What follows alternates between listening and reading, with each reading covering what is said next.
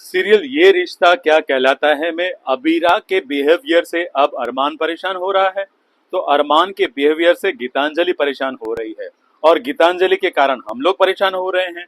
अब ये परेशानी कब खत्म होगी, चलिए इसी पर चर्चा करते हैं। नमस्कार, मैं हूं संदीप एल पंड्या और आगे बढ़ने से पहले आप सबसे गुजारिश कि अभी तक आपने हमारे इस चैनल को सब्सक्राइब नहीं किया है तो प्लीज सब्सक्राइब कर लीजिए, बेल आइकन को दबा दीजिए ताकि आपको हमारे वीडियोस के नोटिफिकेशंस मिलते रहेंगे और ऐसे ही मजेदार अपडेट आप पाते रहेंगे। जी हाँ, पहले बात करेंगे अबीरा की, जिसके बिहेवियर के कारण अरमान परेशान हो गया है।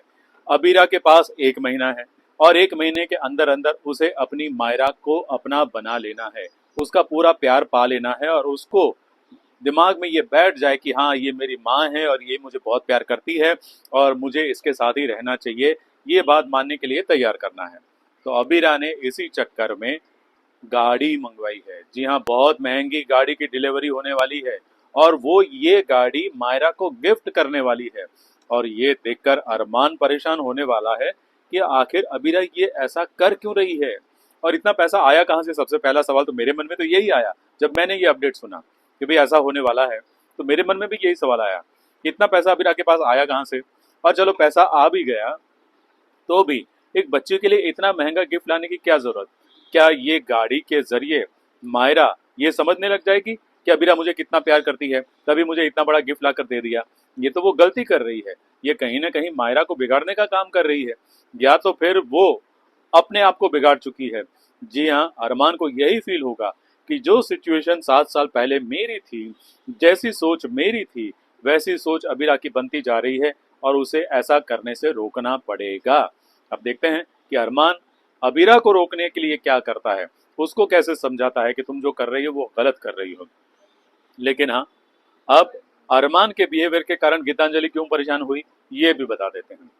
अरमान जो है वो इमेजिनेशन में यानी कि सपने में या फिर ख्यालों में अबीरा को पाने की कोशिश कर रहा है।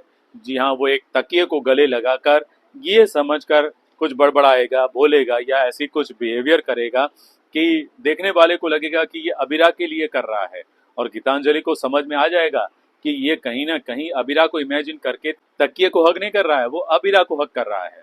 तो इसके कारण उसकी इनसिक्योरिटी बढ़ जाएगी, उसकी परेशानी बढ़ जाएगी और वो जो साजिशें कर रही है ना उसमें भी तेजी आ जाएगी।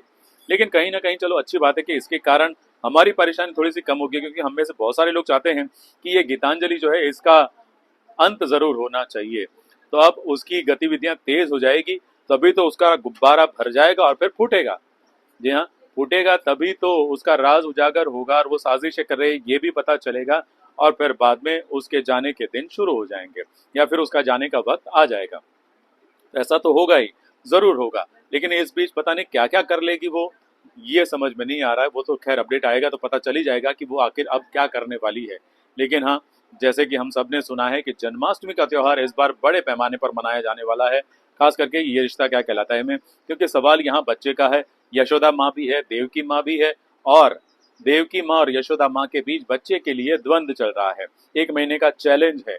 तो कहीं ना कहीं जन्माष्टमी पर कुछ ऐसा होने वाला है जिसके कारण ऐसा लगेगा मायरा को भी ये समझ में आ जाएगा कि उसको सच में कहाँ किसके साथ रहना चाहिए और कौन सी माँ उसे सबसे ज्यादा प्यार करती है। और सुना है कि एक और बड़ा ट्विस्ट आने वाला है, क्या होगा ये ट्विस्ट, ये भी बहुत जल्द पता चलेगा। बस देखते रहिए हमारी video. Thank you very much ये वीडियो देखने के लिए। अच्छा लगा हो तो लाइक कीजिए, शेयर कीजिए और हाँ, सब्सक्राइब करना मत भूलिए।